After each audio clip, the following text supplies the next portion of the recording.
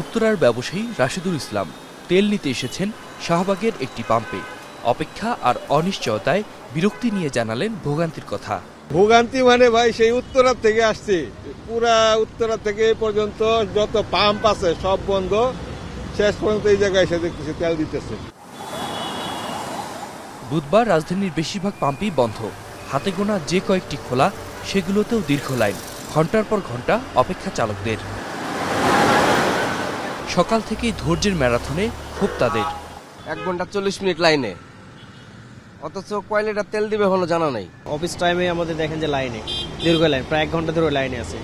সেক্ষেত্রে তেল যদি অ্যাভেলেবেল হয় তাহলে তো এটা হতো না।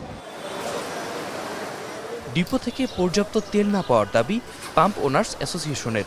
উদ্ভূত পরিস্থিতিতে নিজেরাও সংকটে বলে জানালেন সংগঠনের সভাপতি। পর্যাপ্ত তেল আছে এটা পাবলিকলি বলছেন, পাবলিক ভাবতেছে যে পর্যাপ্ত তেল ওনাদের কাছে আছে, ওনারা আমাদেরকে পর্যাপ্ত দিচ্ছেন, আমরা পাবলিকরে দিচ্ছি না। পাবলিক আর আমাদেরকে একদম মুখোমুখি একটা পর্যায়ে নিয়ে আসছেন এই সমস্ত স্টেটমেন্টের কারণে। এটা হলো প্রথম কথা, যে কারণে আমাদের সাথে বচসা হচ্ছে, তর্কাতর্কি হচ্ছে, ভাঙচুর হচ্ছে, মারামারি হচ্ছে। আতিক রেজওয়াল অগ্ন, এখন ঢাকা।